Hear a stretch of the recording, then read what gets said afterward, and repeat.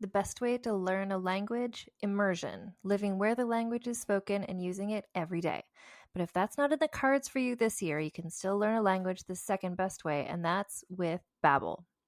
Be a better you in 2024 with Babbel, the science-backed language learning app that actually works. Don't pay hundreds of dollars for private tutors or waste hours on apps that don't really help you speak the language. Babbel's quick 10-minute lessons are handcrafted by over 200 language experts to help you start speaking a new language in as little as 3 weeks. Babbel's designed by real people for real conversations. Babbel's tips and tools are approachable, accessible, rooted in real-life situations, and delivered with conversation-based teaching so you're ready to practice what you've learned in the real world. For instance, I've been using Babbel's convenient courses to help me learn basic conversational skills in German while I'm getting ready for a little trip I'm planning. It's not a language I'd ever studied before, but I find the lessons really easy and kind of like hand-holding me through learning a completely new language to me. And it's reassuring to know that with the help of Babbel, I'll be able to greet people, order food, and ask for directions without having to consult language apps while I'm in Deutschland. I'm still learning. Studies from Yale, Michigan State University, and others continue to prove Babbel is better. One study found that using Babbel for 15 hours is equivalent to a full semester at college. Babbel has over 16 million subscriptions sold. Plus, all of Babbel's 14 award-winning language courses are backed by their 20-day money-back guarantee. Here's a special limited-time deal for our listeners. Right now, get up to 60% off your Babbel subscription, but only for our listeners at babbel.com/vulgar. Get up to 60% off at babbel.com/vulgar, spelled BABBEL.com/vulgar.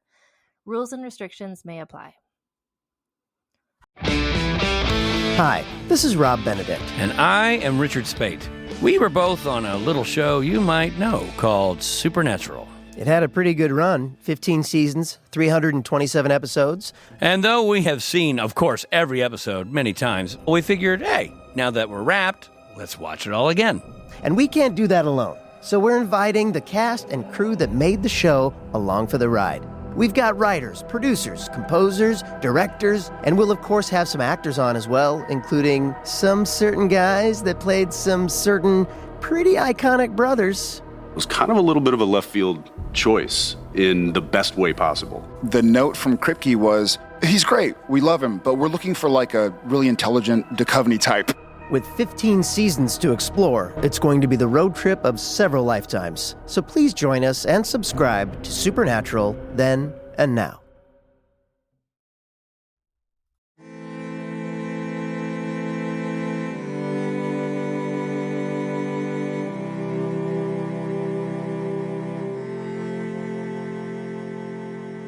Hello, and welcome to Vulgar History, a feminist women's history comedy podcast. My name is Anne Foster, and this is a new installment in our ongoing series, which is not over.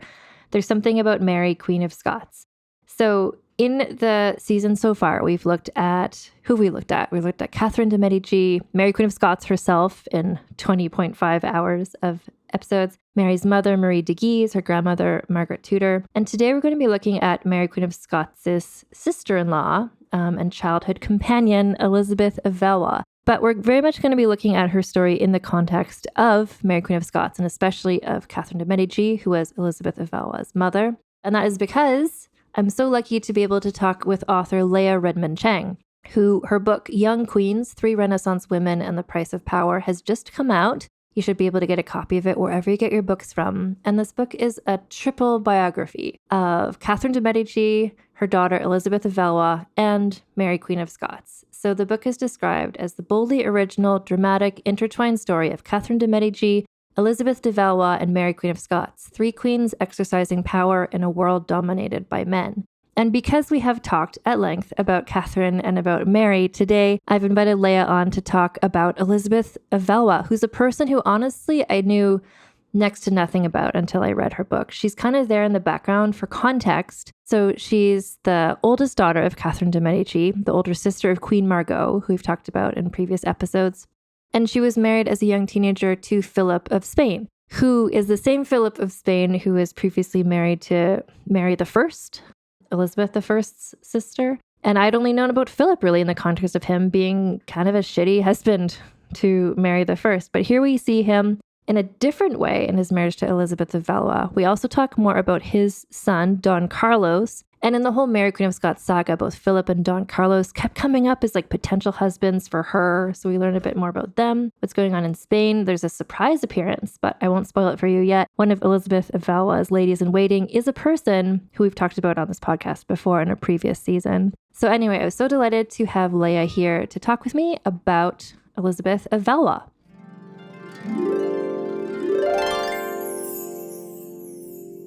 Leah Redmond Chang, welcome to Vulgar History. Thanks so much for having me. Can you tell everybody about your book and what it's about, who you profile? Yes, the book is called Young Queens, 3 Renaissance Women and the Price of Power. And it focuses on 3 Renaissance queens, 3 16th century European queens, some of whom are more famous than others. Catherine de' Medici, her daughter, Elisabeth of Valois, who becomes the Queen of Spain. Catherine, I should add, is the Queen Consort of France and then the Queen Mother of France. And the third person in the book is Mary Queen of Scots, who you know very well, who is Catherine's daughter-in-law and Elisabeth of Valois' childhood friend, and who's the reigning Queen of Scotland and the Queen Consort of France. And how did you come to choose these 3 people for this book? So there's a little bit of history here. I had actually done another project on Catherine de' Medici.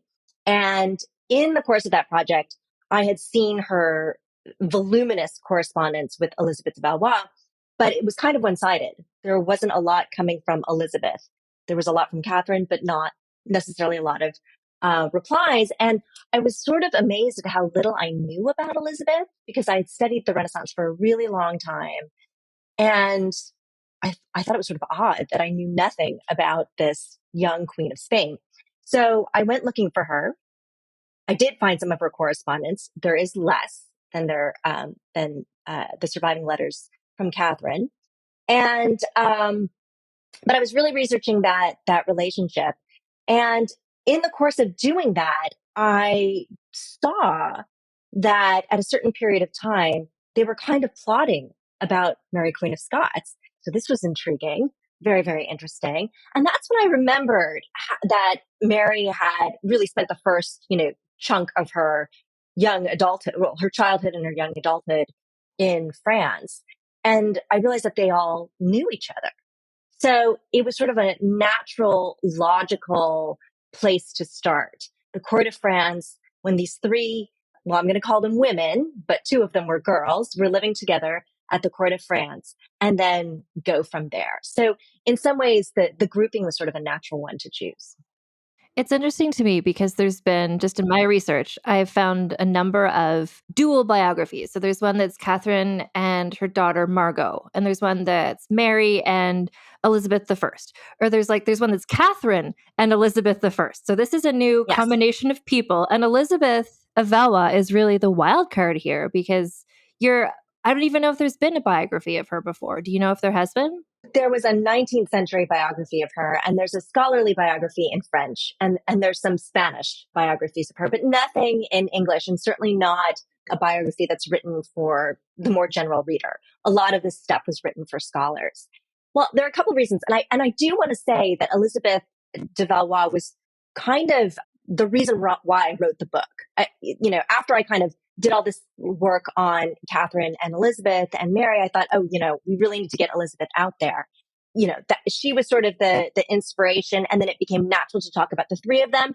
But I did really want to make her a central figure in the book, partially because the way I would put it is that she's kind of, this is going to sound a little bit strange, but a Renaissance everywoman, a Renaissance royal everywoman in some ways. I think she represents the common experience of aristocratic and royal women during the 16th century, in the 15th century, just during this time of dynasty. Most women would have an experience, most aristocratic or royal women would have an experience closer to Elizabeth's. Catherine and Mary, for various reasons, they're pretty extraordinary, but Elizabeth is sort of this, your average queen consort, if you will. And I feel like we don't hear enough about that, about what that was like. for a number of reasons, we actually have access to a lot of information about her. And so I thought this was a great opportunity to bring that forward. It was really interesting to me because I read your book just after I had finished my research on Catherine de' Medici and on Mary, Queen of Scots. But this was really just filling in some gaps I didn't even know were there, just to be, who is this other person who was there? And as you said, her life was eventful, but it wasn't the chaotic soap opera that was happening to the others. Yeah. Right. No. But at the same time, she's a witness to all of that chaos, right? And she's an important player. I mean, certainly her mother, Catherine, thinks of her as a really important player. And, to the extent that she can be as this teenage queen, but Catherine is also shaping her to be an important player. And I won't spoil it, but yeah. We'll try and tell the story without spoiling all the reveals. But she was the eldest child, right, of Catherine and her husband. She is the eldest daughter. She's not the eldest child. She's the second child. So the first is Francis, and he becomes the heir. He eventually becomes Francis II. That's Mary, Queen of Scots' husband. But Elizabeth is the first daughter, and she kind of on the heels of Francis. Like, as you know, with Catherine is barren for the first 10 years of her marriage, which is very stressful for her. And then something changes, and she starts having child after child, these sort of repeated pregnancies. And so Elizabeth was her second child, but firstborn daughter. And it's a little bit hard to say because there are a lot of different sources that say one child or the other is Catherine's favorite, but a lot of sources seem to suggest that, at least among the girls, Elizabeth was Catherine's favorite. And she was very much, you were saying that she was raised knowing that she was going to be married to somebody important. She was going to have this role. And Catherine wanted her to both excel at being a queen, but also to be sort of her person on the inside, like to be on Team Catherine. Totally. Team Catherine. I love that, and it's definitely this collaborative mother-daughter team. What we don't know is whether or not that's originally what Catherine intended. So to give a little context here, Catherine is the queen consort of France, and she's doing just fine being queen consort. And then her husband, Henry, dies in this terrible jousting accident. And suddenly the kingdom is thrown into chaos. Her son, Francis II, inherits the throne. He's married to Mary, Queen of Scots. She becomes the queen consort of France. What's at stake is this new peace treaty with Spain. Spain had been the enemy for generations. There's a new peace treaty. Suddenly they're allies. And no one really knows whether or not that alliance, that peace treaty is going to hold. So it's very imperative that Elizabeth do what she can to help her mother keep the peace between France and Spain. And the problem is that Elizabeth is only 14 years old. So it's at that point that Catherine really starts to cultivate Elizabeth as her, team player, as you put it. And of course, all of this has to be done through correspondence because Elizabeth is in Spain and Catherine is still in France. Let's talk about Philip for a minute. So this is who Elizabeth is married to. He has been married twice before. I think most people are familiar with the fact he was married to Mary I of England. Yes. So it's that same Philip, you guys. It's that same guy, widowed from Mary, and then he is married to this really young teenage Elizabeth. She's like a child.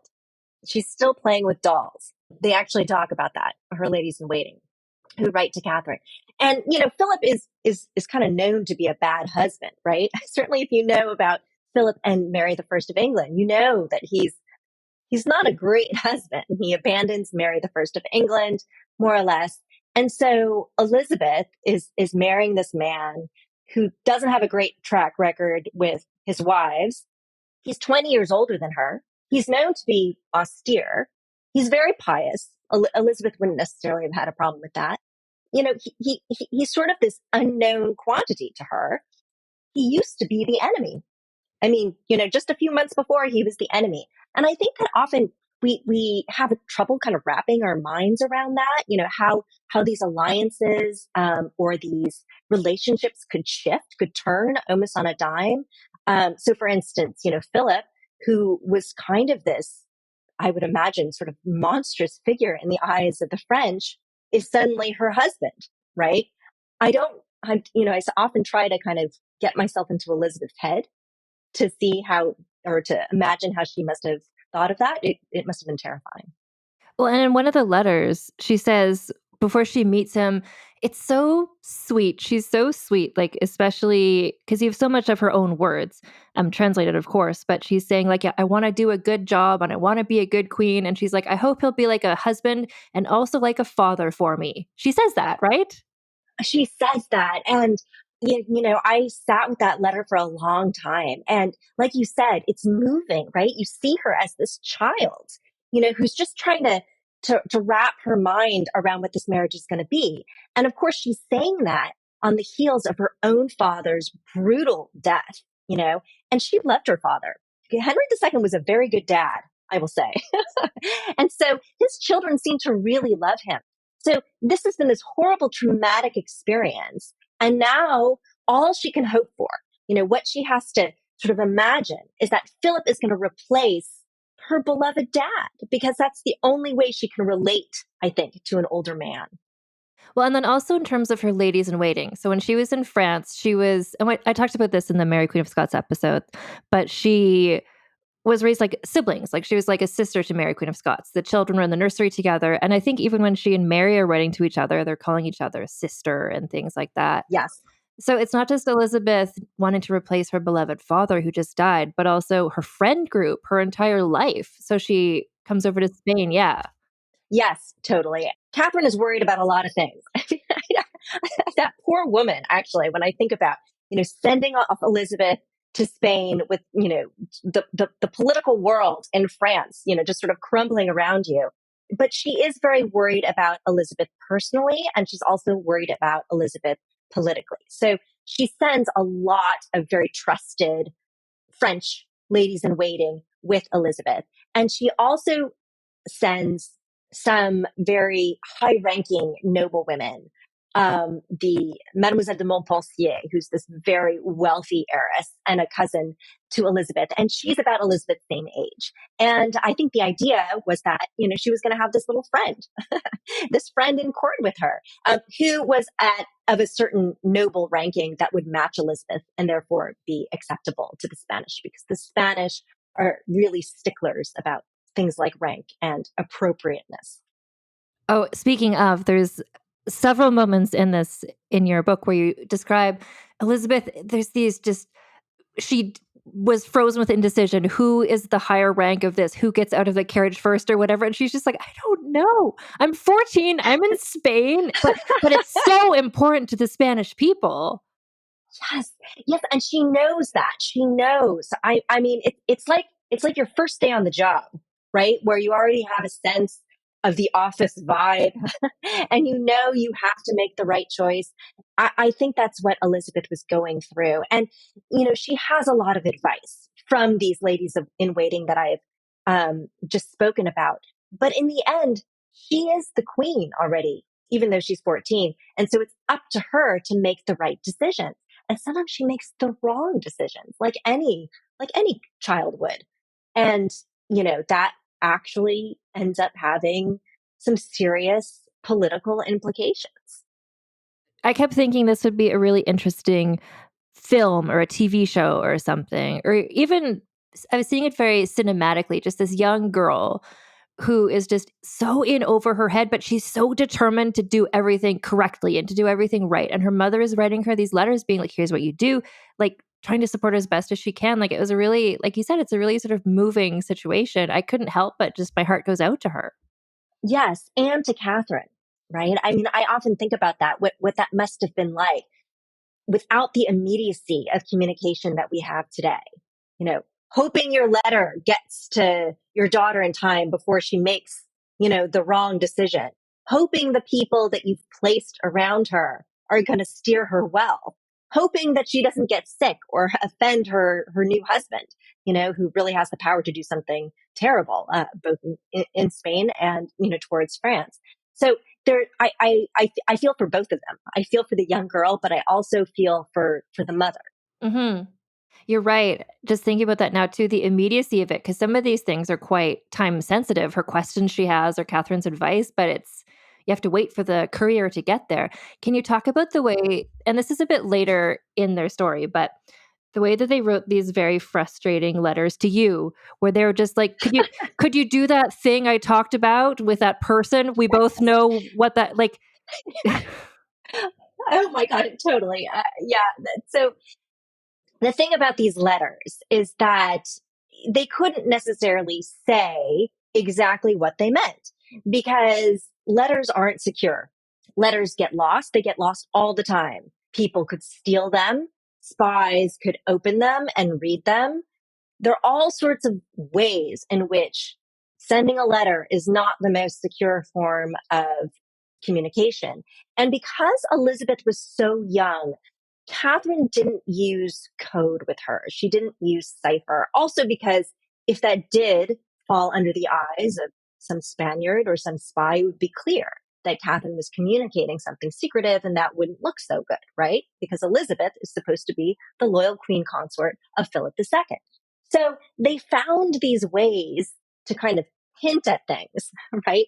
Sort of dropping names or sometimes, using certain roundabout forms of circumlocution to get at what they mean. And I have the feeling that there were things in those letters that I missed, right? That they were probably, hinting at or saying that I just never really picked up on because I didn't understand the kind of code of illusion that was going on in the letters.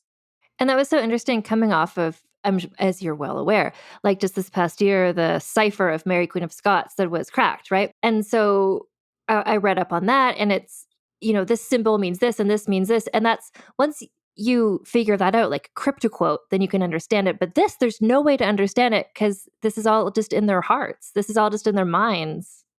Exactly. And then half the time, the messenger is the one who communicates the oral message. There's so much that must have gone on orally that has been completely lost to us. So we're always only ever getting a part of the picture. And all we can do is try to kind of piece it back together again like a puzzle.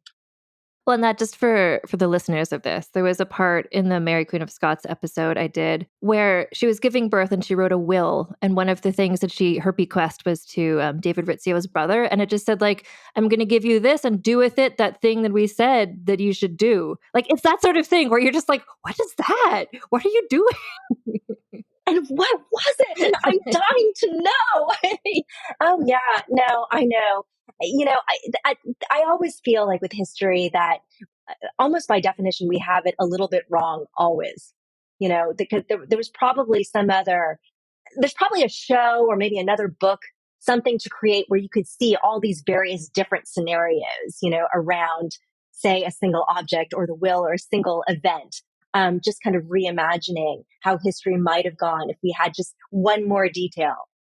So speaking of things that they talk about very vaguely in their letters, but also talking about the immense amount of pressure that this extremely young person is under, can we talk about her health? There's one of the letters where Catherine says, if anyone found out what you have, which could mean a disease, which could mean, who knows, but she had various symptoms, right? Can you talk about her physical issues? Yes. So it is very hard to diagnose people from the past. Reporters of symptoms are unreliable, including doctors. The way that they would describe symptoms in the past is maybe not the way we would describe them today. So it's really tempting to diagnose them, but we can't. But we can talk about the kind of symptoms that Elizabeth had. And what's unclear is how many of these symptoms she might have had before she went to Spain, because we only have correspondence after she went to Spain. But it's very possible that she was suffering from a lot of this before she left for Spain. So among the symptoms, she has a lot of nausea. She vomits. She has terrible migraines.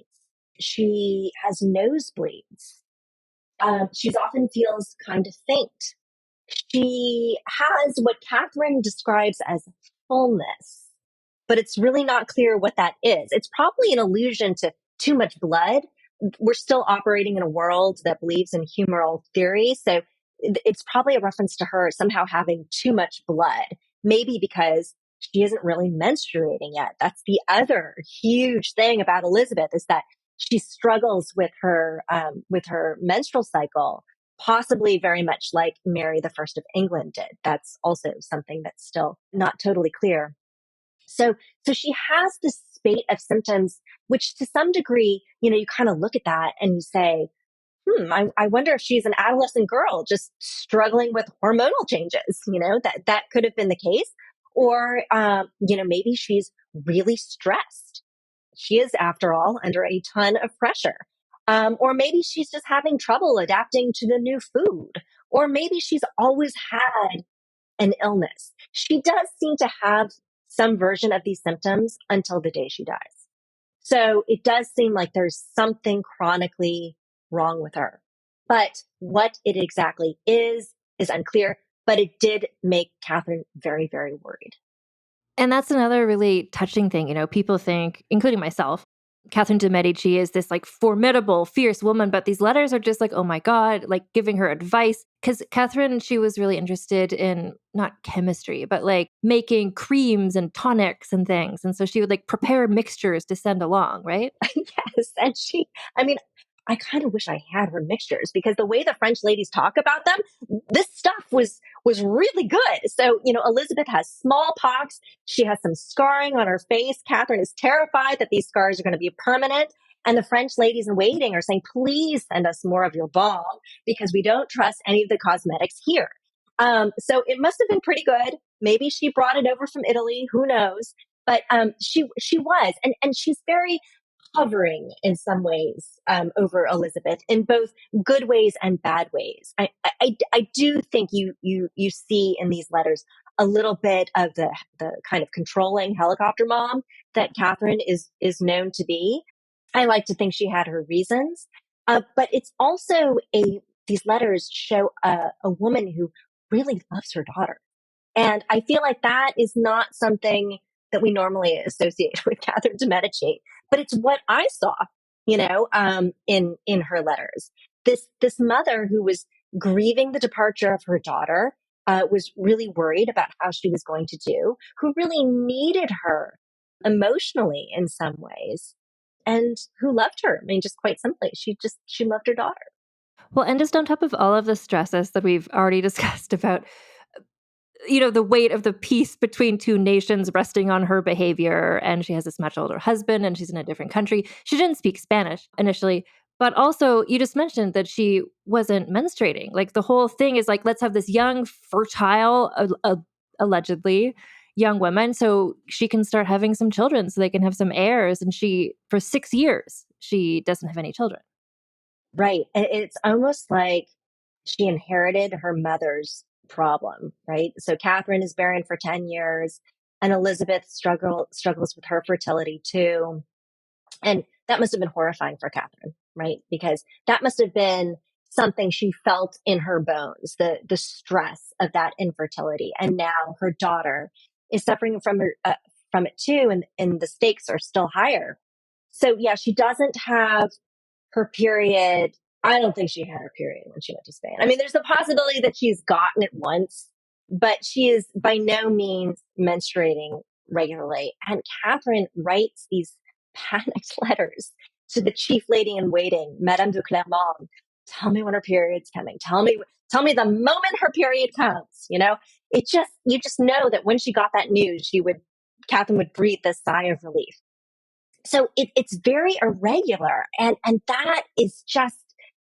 that leaves Elizabeth in such a vulnerable, insecure position, because if Philip thinks that anything is wrong with her, he can just renege on that peace treaty. He can repudiate Elizabeth, and he can start to wage war again on France. And in some ways, he has reason to, not only because there's this long-standing animosity between France and Spain and long-standing wars over territories in Europe, but also because we are in the middle of the Protestant Reformation, and the Huguenots, the Protestants, are really gaining ground in France. And that makes Philip very, very nervous.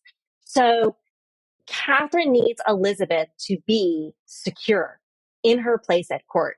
She needs Elizabeth to have Philip's ear. And the only way that Catherine can be really sure that happens is if Elizabeth gives birth to the heir or to the next heir. Yeah. The second in line, because there is another one. There's Don Carlos is already there. I was just going to say, speaking of people with health issues that we're not going to diagnose, let's talk about, here's what I found really sweet, actually. So Don Carlos is a person I've talked about a few times in the Mary Queen of Scots season, because he was sort of on and off. Mary would be like, maybe that's the match that she should have, like make this connection with Spain. But Don Carlos is just lots of health issues, lots of mental health issues. But he and Elizabeth have this really sweet friendship. They're similar age, I think. Yes, they're almost exactly the same age. She meets him when she first gets to Guadalajara, and he's very respectful to her. And to all evidence, Don Carlos was nothing but respectful to Elizabeth, even though there is some testimony that he didn't feel that way about women in general. But it is very hard to know the truth about Don Carlos. He did have health issues. He had some physical health issues. I really think of him as a disabled child. He is a disabled child who has been made to seem monstrous over hundreds of years of first, sort of testimony or hearsay in the 16th century, and then sort of story building, the kind of story building that happens in the writing of history. But he's a disabled child who might have some mental, or definitely had some mental health issues. So they befriend each other. And I often think that they had a lot in common. There are these two young people who have to bear the weight of these incredibly powerful and sort of overbearing parents, both of them, Philip for Don Carlos and Catherine for Elizabeth. And, they're just trying to get through their adolescence and please their parents. Elizabeth really, really wants to please her mother. And in many ways, Don Carlos really wants to please his father. He doesn't understand why Philip won't give him more responsibilities, more titles, more of the kind of authority that he would expect if he was going to be heir to the crown of Spain. And Philip doesn't do it because he sees his son as sort of unstable. And this is crushing to Don Carlos.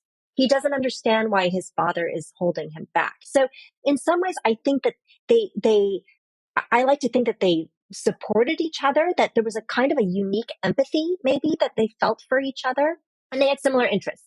They both really like art. So they could talk about that together. And, I think that he didn't have many close friends. And to some degree, I think she was one of the few that he had.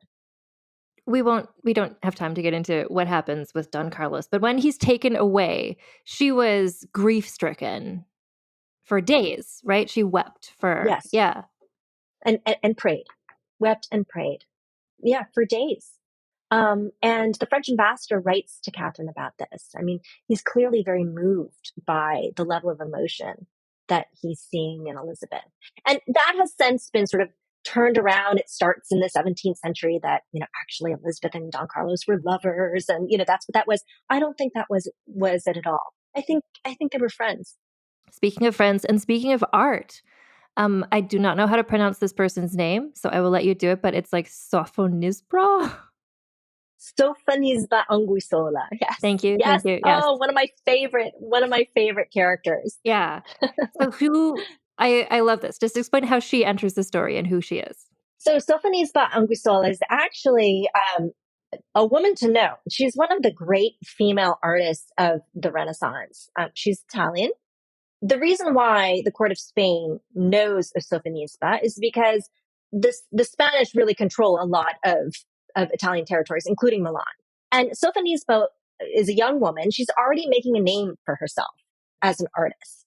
And when Elizabeth gets married, Philip evidently, I don't know, maybe he decided with his third wife to start to be a good husband. Philip basically instructs the Duke of Alba, who is his representative at the wedding, to find out more about the bride. And the Duke of Alba finds out that Elizabeth really likes art. So then the Duke of Alba gets the idea that maybe what Philip could do is bring this young woman artist that everyone is raving about in Italy over to serve Elizabeth as one of her ladies in waiting in the court of Spain. So Philip thinks this is a good idea, and he arranges for it to happen. So just as Elisabeth is coming to Spain, Sophonisba is making her own journey from Italy to Spain, where she will serve as one of Elizabeth's chief ladies in waiting, maybe even her favorite lady in waiting. She will paint lots of portraits. Some of the most famous Renaissance portraits, certainly of the Spanish court at the time that you recognize, are actually by Sophonisba. Because she was a lady in waiting, she didn't sign them. It wasn't considered appropriate, but they're actually hers. So she paints a lot of paintings. She paints Elisabeth, and eventually she will take care of Elizabeth's two little daughters. I love just the picture that you paint in your book. And again, like, your book is not just about Elisabeth, but just picturing her, I don't know. I was thinking the TV show Reign, for instance, is a show I enjoyed. And I was just taking Mary and what was it like when she was a young teenager in France? And I was like, you've got your whole cast of characters here. If you have Elizabeth as teenager, you have Sophonisba as there as the artist, and you have Don Carlos as there as kind of like her friend who she looks out for. Like, you're building up, you've got Ana de Mendoza is there. I did a whole episode about her. She's the one who wore the eye patch. So I'm just like, oh yeah. Oh gosh. Yeah. So you've got your schemy intrigue there, just with her mysterious eye patch ways. I love the thing about the art, like, because she also taught Elizabeth art lessons. Like, they would paint together, and she was apparently skilled, right? Well, she is skilled, but again, you kind of have to question the testimony, right? Because, there are all these people, the ambassador, the ladies in waiting, who are eager to flatter Elizabeth, eager to flatter, Catherine. So they talk about what an amazing artist she is. So amazing that eventually she's going to surpass Sophonisba herself. Well, I actually seriously doubt it. So, but she did love it. She loved it, and she cared about it. And, she would write to her mother and ask for supplies, basically art supplies that she used to have in France. And she can't quite get the same in Spain. And so, it was clearly something very comforting to her. And like, for instance, with Mary Queen of Scots, embroidery was this thing that she turned to. It was her favorite hobby. It was something that really she found comfort in. And I think the same was true for Elisabeth with art. And I just love that Sophonisba was there as a person to be a friend, but also a companion. And they also shared this interest. So she had Don Carlos had the interest in art. It's just, I like that she had people there supporting her who were kind to her, because this pressure did not go down. Like, the longer she went without having a child, the more pressure she would be under, I would presume. And now we're just going to take a break for a word from our sponsors. As a podcast network, our first priority has always been audio and the stories we're able to share with you. But at Realm, we also sell some pretty cool merch, and organizing that was made both possible and easy with Shopify. When you think about successful businesses like Aloe or Allbirds or Skims, an often overlooked secret is the business behind the business that makes selling and, for shoppers, buying simple. For millions of businesses, that business is Shopify. That's because nobody does selling better than Shopify. It's the home of the #1 checkout on the planet. And the not-so-secret secret that's definitely worth talking about is that Shop Pay boosts conversions up to 50%. That's more happy customers and way more sales going. If you're hoping to grow your business, your commerce platform better be ready to sell wherever your customers are scrolling or strolling, on the web, in your store, in their feed, and everywhere in between. Businesses that sell more, sell on Shopify. Upgrade your business and get the same checkout we use with Shopify. Sign up for your $1 per month trial period at shopify.com/realm, all lowercase. Go to shopify.com/realm to upgrade your selling today. Shopify.com/realm.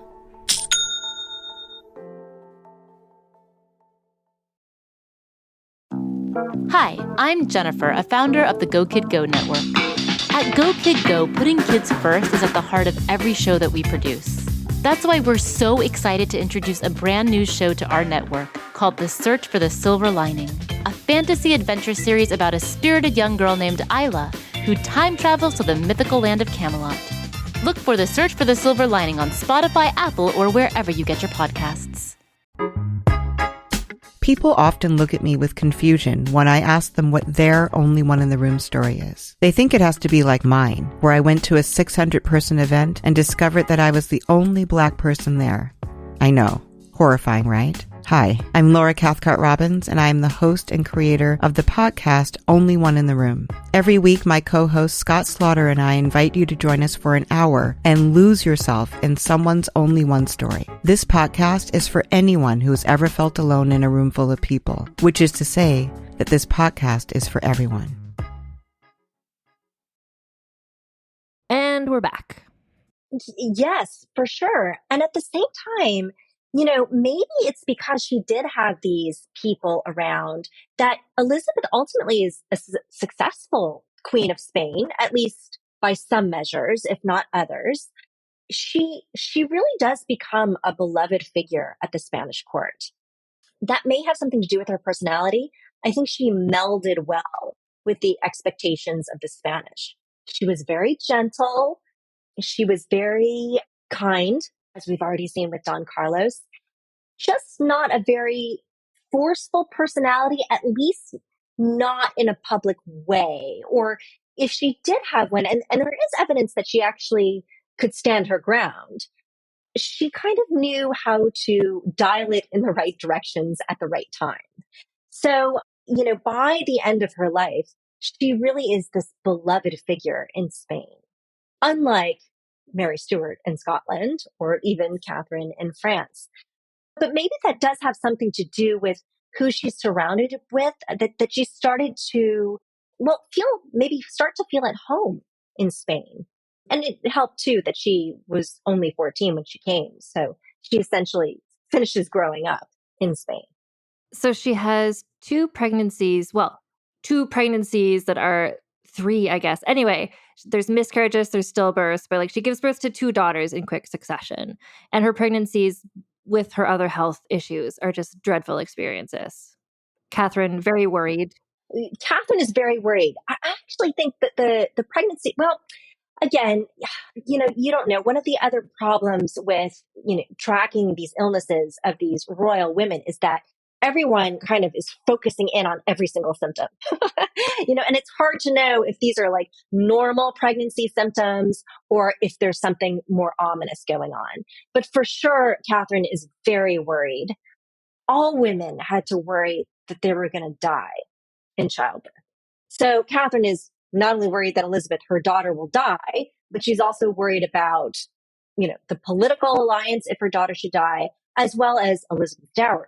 She doesn't know what's going to happen to it. So there are all sorts of reasons for Catherine to be worried when Elizabeth gets pregnant. But mostly what she really wants is for Elizabeth to deliver a healthy baby to prove that she's fertile, which she does.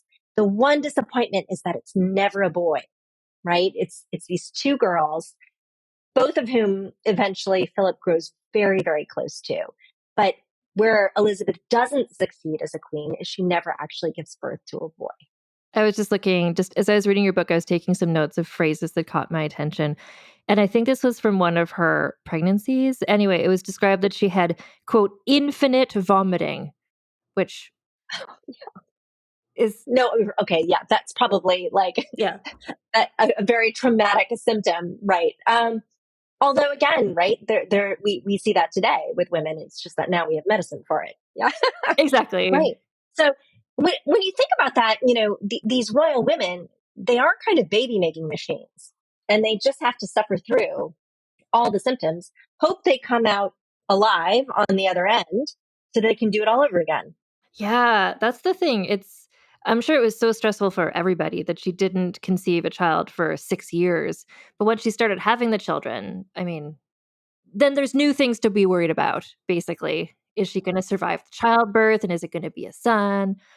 She dies shortly after. Shortly after. And, from the way the description is, it sounds like the pregnancy was exacerbating some symptoms she was already having. So this goes back to the likely chronic illness that she suffered from.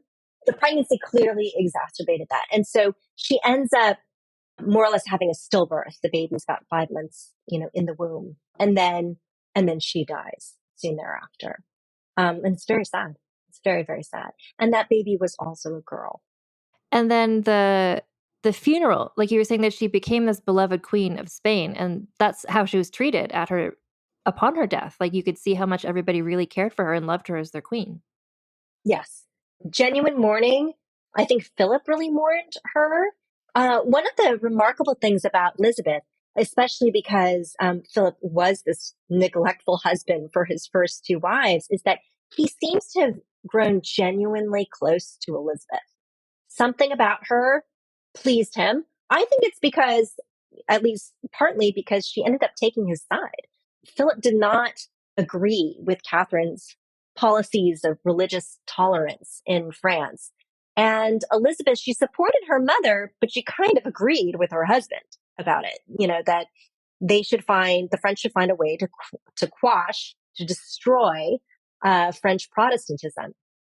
And so I think that on some level, she made it clear to Philip that she chose him and Spain, and he really liked that. So yes, the whole court mourns her death, and Philip too really does mourn her death.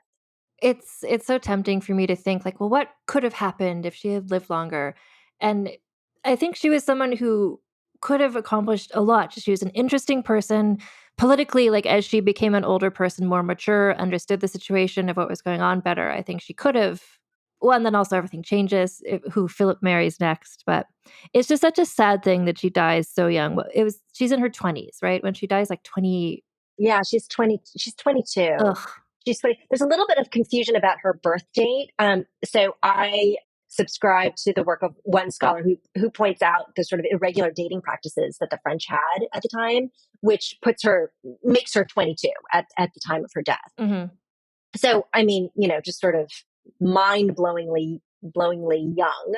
I think that, the interesting thing about Elizabeth is that Catherine was really teaching her how to be political as a queen consort, not always showing your cards, right, to your husband, maybe making him think one thing, but doing something else, which is why, I said earlier, she shows this sort of public face to Philip that she chose him, but who knows exactly what she was eventually planning.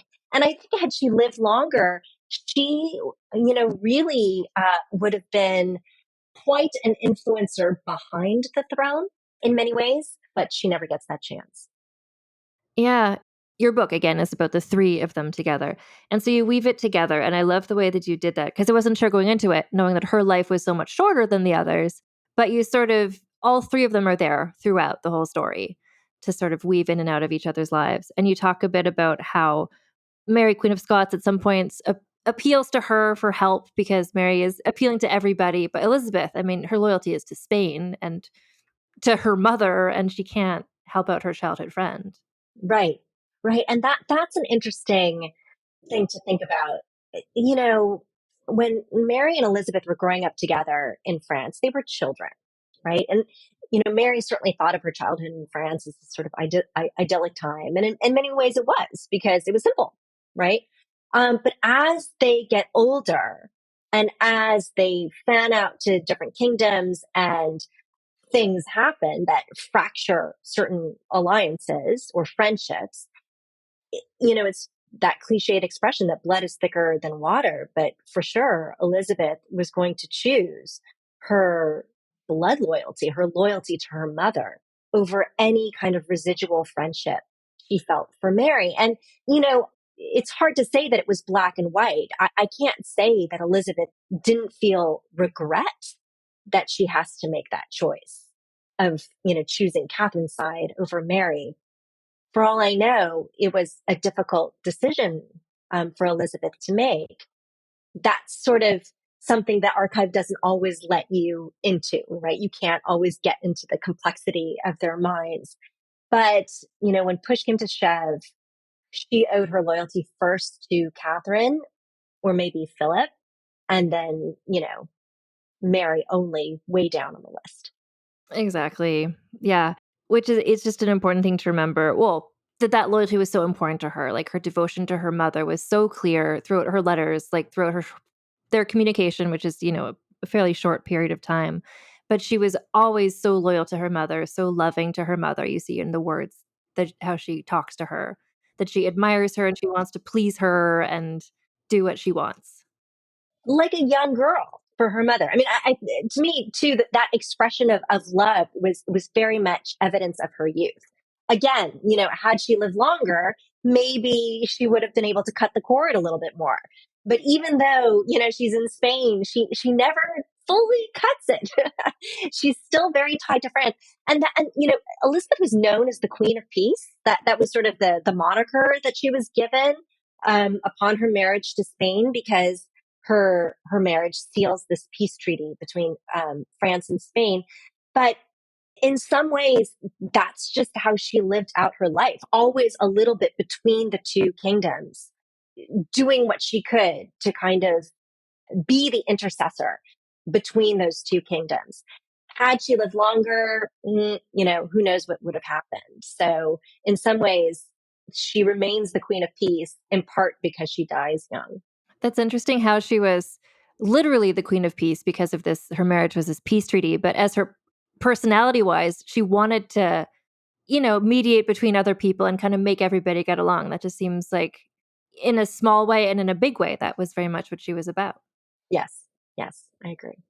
So whenever I profile somebody on my podcast, we go through these 4 categories, and I'm so curious to see what you think about. So the 4 categories, each measures a different thing, and some people score highly in one and not another one. It's very rare someone scores highly in all 4. Mary and Catherine both did. Elizabeth lived a very different life and was much shorter. So the first category is scandaliciousness, like how scandalous was she seen at the time? I think, to her credit, she lived very well and kept herself out of scandal, and that was important and good for her. Definitely keeps herself out of scandal. She lives this blemish-free life at the court of Spain, but that doesn't mean that she's not engaged in intrigue behind the scenes. I will say that. That's true. All those letters that are like, oh, I did that thing you told me to do with that person. Yes. Yes. So it's like secret scandal. So on a scale of 0 to 10, what would you score her there? Okay. Maybe a 6. Okay. Because she's got her secret scandals going on. Her secret scandals, yes. Yeah, exactly. And I like that. I like that it's so interesting. Like, this is how she portrayed herself. This is how people saw her. But then when you see the letters, and the letters are also still how she's portraying herself. But that's how she's portraying herself. It's like seeing somebody in social media. That's not who you are. That's what you want people to think. Right. Oh, gosh. And it's one of the frustrations of a historian, right? Trying to get who the person actually was. Mm-hmm. And also, I think if your mother's Catherine de Medici, you're not going to get less than a 5 in scandaliciousness. That's in your bones. So the next category is scheminess. So this is in her context. And again, we don't know the secret things she was doing, but just being resilient and having a plan and knowing what you were doing and being prepared. And I think we don't know that she was instigating things. So she was more working on her mother's behalf, perhaps. Yeah, that's exactly right. She was not the instigator of the schemes. There were definitely schemes, lots of schemes, but it was Catherine who was pushing her. And I do think there's some evidence that Elizabeth wasn't always entirely comfortable with this. Mm-hmm. She wants to do her mother's bidding, but if you can kind of find a way to do it without really doing it, maybe she would have actually chosen that. So in terms of scheminess, I don't know, maybe a 3. Yeah. The next one is interesting. It's the significance. So this is where we're looking at both, like, did her descendants go on to do anything important? What do you think her significance was to, I don't know, world history is such a big thing to say, but I think the fact that she married Philip and it was a successful marriage in the sense of she retained the peace for that period of time. They had some children. Like, the significance there is he could have married Mary Queen of Scots. He could have married Elisabeth I. But he married her. Well, yeah. And I actually think so. One of the schemes that we haven't really talked about, but was definitely there, was Elizabeth and Catherine blocking that marriage between Mary Queen of Scots and Don Carlos. And if that had gone forward, that would have changed a whole lot in European history. Really, a whole lot. And I think it almost went forward. Yeah. So, if we can see it that way, again, there's this sort of behind the scenes work that a lot of women do, not just Elizabeth or Catherine or Mary, but a lot of aristocratic women. And we don't really see it and we don't hear about it in the histories, but it's there. So I kind of want to rate Elizabeth fairly high on that level, if only to kind of give credit to all the women who were changing history without us even hearing about it. Exactly. Like how many things Philip did during that period of time did she influence? We don't know because we just know what he did. Right.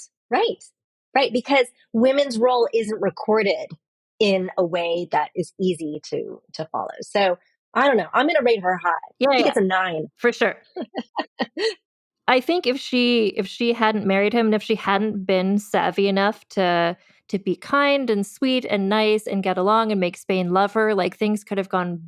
It was a really heightened situation, like Spain and France and England and Scotland at this time. Like, as we see, Mary, Queen of Scots had so much partially bad luck, but that's how she was going in her situation. But like you said, Elizabeth was a foreigner and then marrying into this country, and she did so much better. She fit in so much better than her mother did or than Mary Queen of Scots did. And I think that's significant. Yeah. And that is skill, as you say, skill that doesn't necessarily get recorded. It does in the sense that courtiers will talk about, will praise her, right? So the language of praise is evidence, as you're suggesting, that she is succeeding. And it's not like she's just necessarily walking through her days and happens to be liked. She's doing the things that are necessary in order to be liked. Yeah. So the fourth category is, so we call it the sexism bonus. This is basically for people who have stories where they could have accomplished more if it wasn't for the patriarchy holding them back, if they had been given other opportunities. If you think of somebody in history where, like Juana of Castile, she was locked away for decades, that would be like a 10, like sexism bonus, like that just got in her way and stopped her. Elizabeth, where do you think she would land? If she hadn't had to give birth to all these children, she might not have died. That's right. No, I actually take that very seriously because, her job as the queen consort is to be the womb, right? For the Spanish king.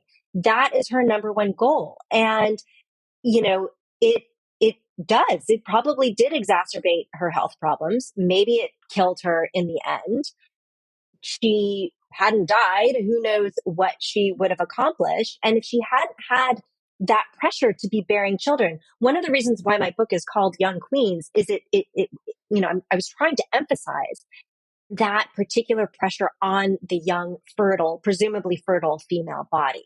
Catherine accomplishes all her great things after she's had her children, after she's widowed, right? When that pressure is taken off, when she's no longer wrapped up in all the childbearing and child rearing, that is when she assumes this political role.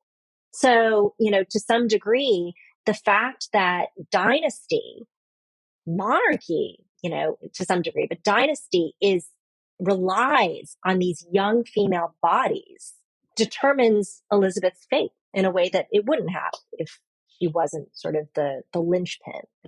Well, and that also makes me think about, and I don't know how to pronounce this perhaps, but Salic law. Is it Salic law?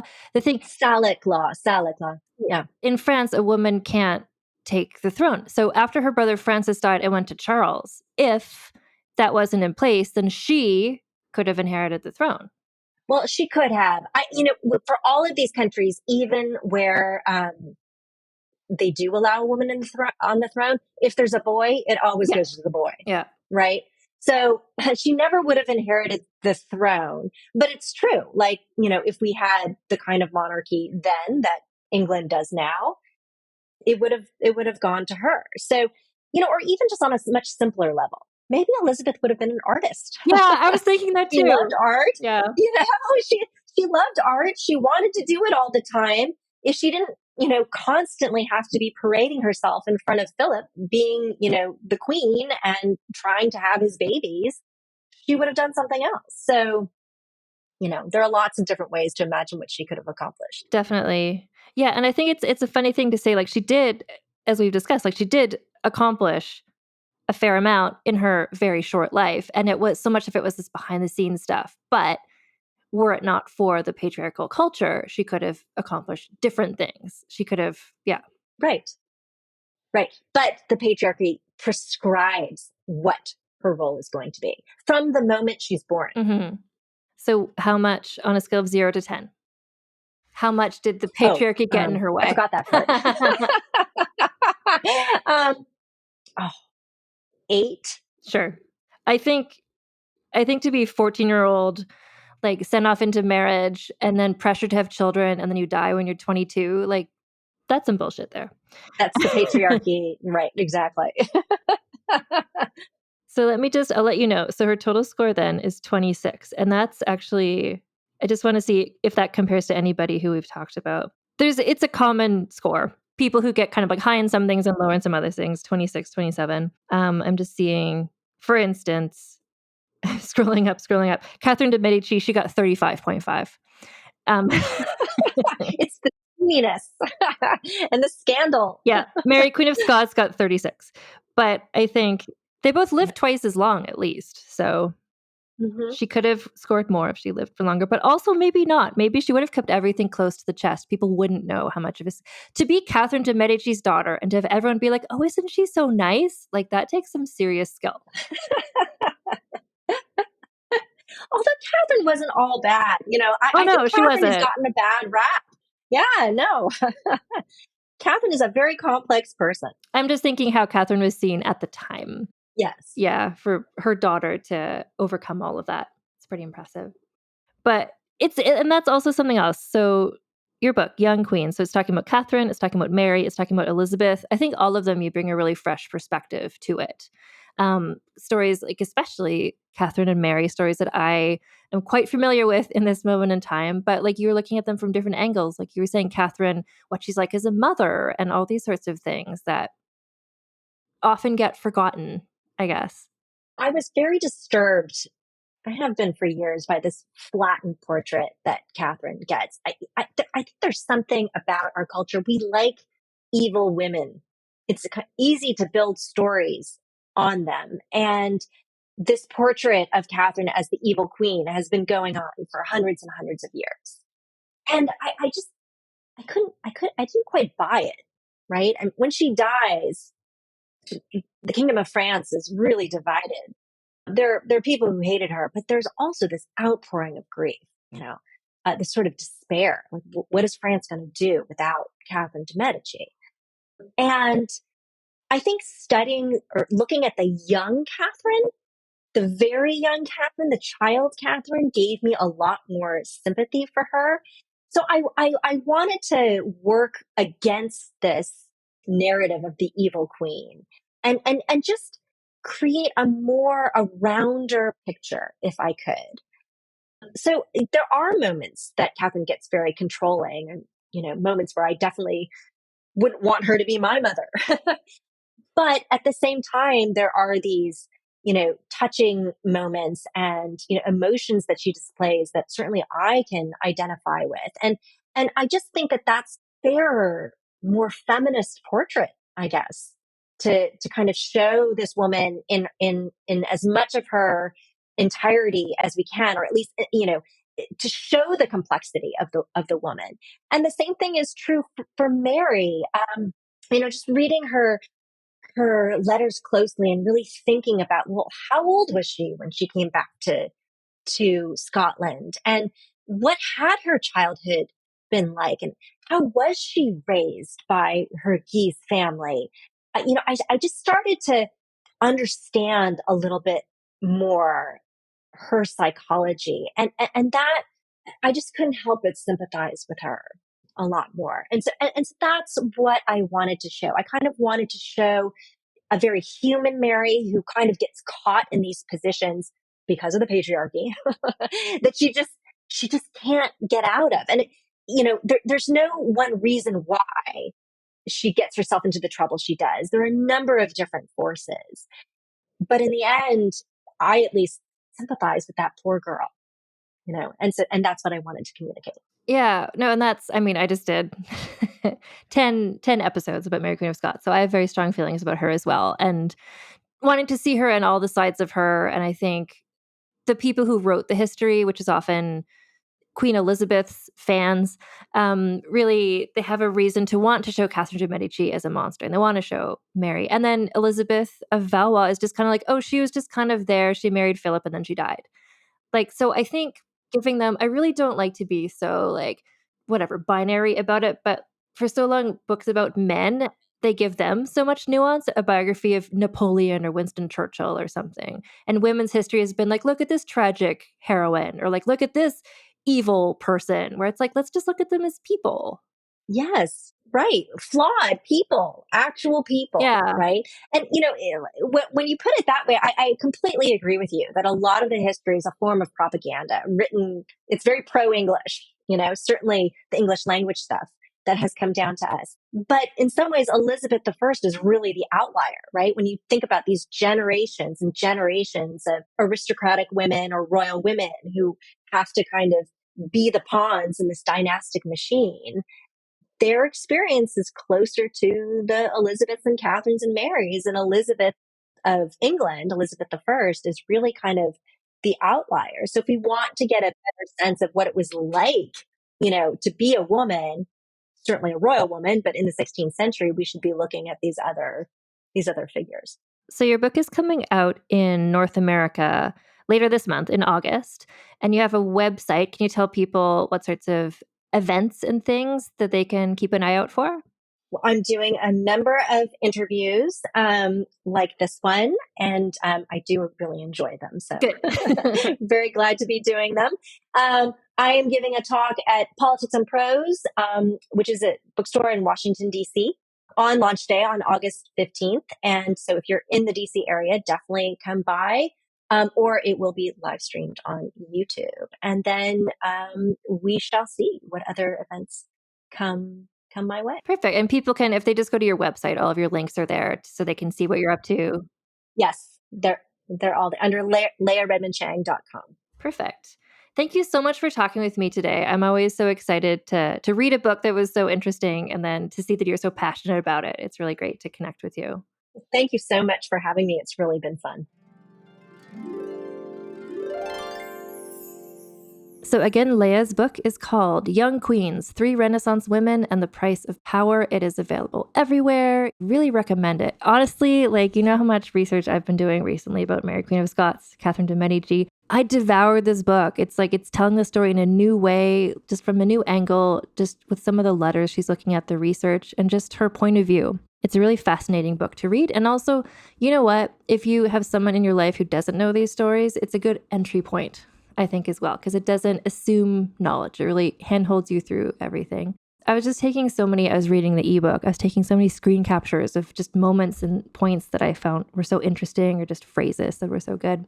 Anyway, so that is Leah's book. There's links to buy copies of it in the show notes as well. And also you can check more about her on her website, as she said. You can keep up with me in this podcast. We're on Instagram at Vulgar History Pod. We're also on Threads and on TikTok at Vulgar History. I do want to clarify that there are going to be more episodes in the Mary Queen of Scots season. We're doing a slow wean off of this really intense season.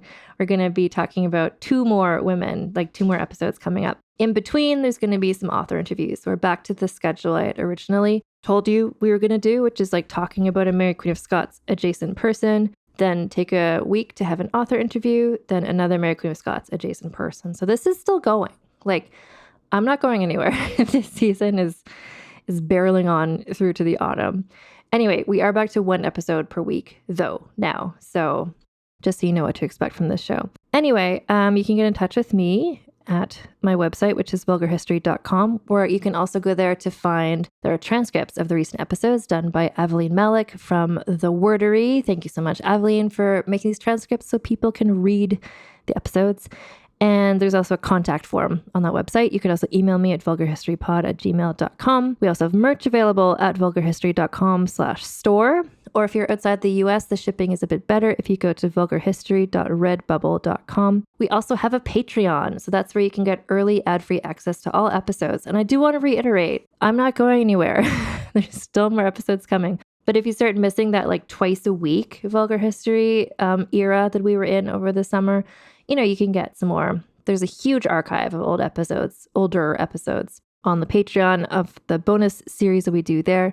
So there's Asshole, where I talk about terrible men from history. And then also Vulgar Piece Theater, where myself, Alison Epstein, and Lana Wood Johnson talk about various costume dramas. So anyway, Patreon works by, if you just donate, it's like a monthly sort of a subscription almost.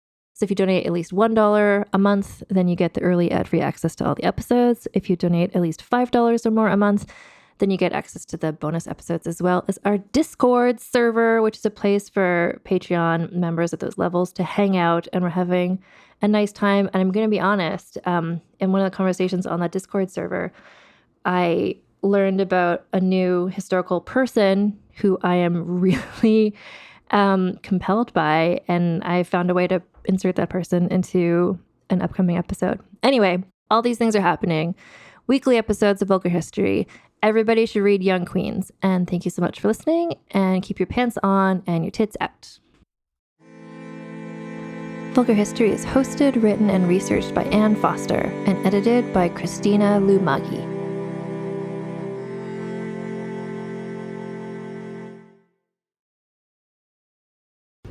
Talmor, Sheshin Murachi. Talmor is my home. My family have worked the land for generations. My gran says the island does not belong to us, but we belong to the island. And we must be ready, for a great evil is coming, and death follows with it. Listen and subscribe to the latest season of Undertow, The Harrowing, a Storyglass production presented by Realm, available wherever you get your podcasts. Do you know what lies within nothing? No. Do you know where it ends? Do you want to know? Yes. Counterbalance, a high fantasy audio drama. Season 2, coming 15th of October 2023. Learn more on trilunas.com.